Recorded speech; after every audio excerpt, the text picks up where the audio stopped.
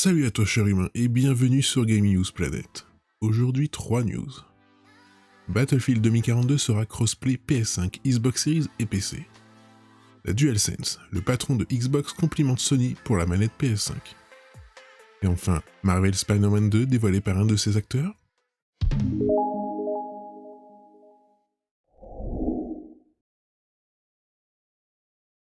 On se retrouve sur Jeux Vidéo Live. C'est confirmé, EA et DICE laisseront s'opposer les joueurs PC et ceux possédant une console de nouvelle génération.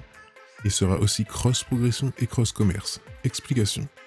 Des champs de bataille endiablés à 128 joueurs, oui, mais surtout des parties entre joueurs PS5, Xbox Series et PC grâce au crossplay, qui sera bien inclus dans Battlefield 2042. Et pour s'assurer de la viabilité de la chose, EA organisera un test technique cet été. Évidemment, pour éviter un déséquilibre, il est fort possible qu'un système déjà disponible dans d'autres jeux soit appliqué ici, à savoir mélanger les apprentis soldats PC qui ont une manette avec ceux sur console, qui ont aussi un pad. Dans sa nouvelle mise à jour, EA ajoute que le soft sera cross-progression et cross-commerce, pour emporter votre avancée et vos achats d'une plateforme à l'autre, même si elle est très différente. Comprendre par là que si vous avez une version PS5 ou Xbox Series, vous pourrez basculer à tout moment sur PC sans aucun problème. Et les joueurs PS4 et Xbox One dans tout ça? Étant donné que le jeu ne sera pas identique, le crossplay fonctionnera uniquement entre la PS4 et la Xbox One, mais pas de mix avec la nouvelle génération.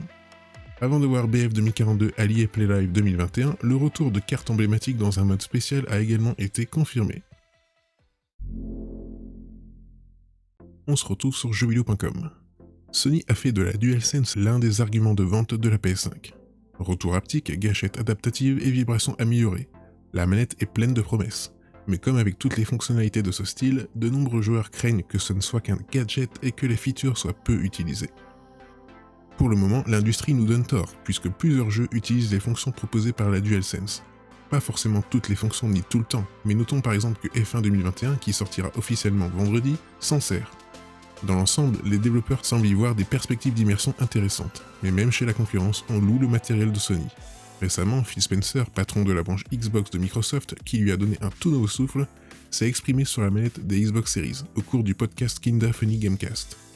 Le podcast est payant, mais VGC en a extrait les morceaux qui nous intéressent et qui mentionnent la manette de la PS5. Pour le moment, Phil Spencer indique qu'il est peu probable que des accessoires tels que des casques VR arrivent dans un proche avenir, mais qu'une mise à jour de la manette était par contre plus facile à imaginer. Quand je pense à notre feuille de route matérielle, j'aime vraiment l'évolution de l'équipe de Liz Amren et le travail qu'ils ont accompli. Nous réfléchissons définitivement à différents types d'appareils qui peuvent apporter plus de jeux à plus d'endroits. Il y a probablement du travail que nous allons faire sur le contrôleur. Je pense que Sony a fait du bon travail avec sa manette et nous en examinons une partie, et qu'il y a des choses que nous devrions faire en ce sens. Pour autant, la porte ne semble pas totalement fermée, et Phil Spencer comme ses équipes réfléchissent à des moyens d'apporter l'expérience Xbox sur d'autres supports. Pour lui, la meilleure expérience actuelle est l'Oculus Quest 2, notamment grâce à l'absence de connectique.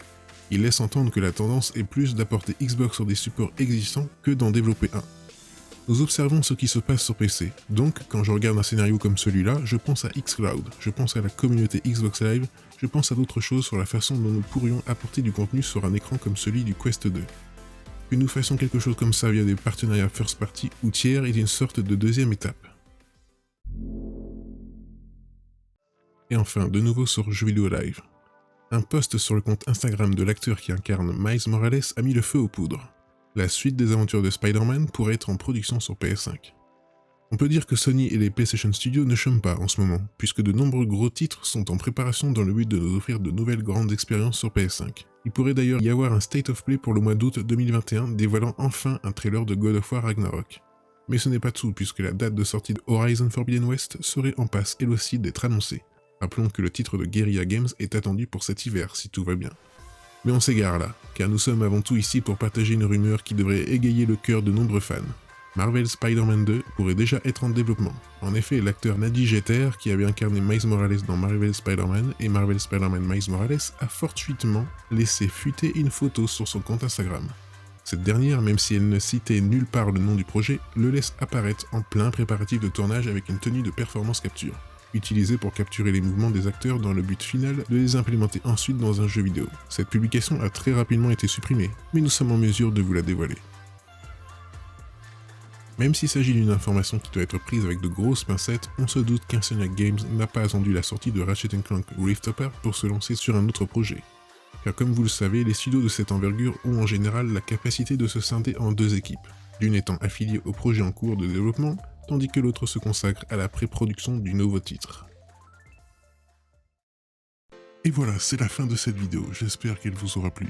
Si c'est le cas, n'oublie pas de mettre un like, de t'abonner, d'activer la petite cloche et de me suivre sur Twitter. Et moi je te dis à la prochaine, cher humain.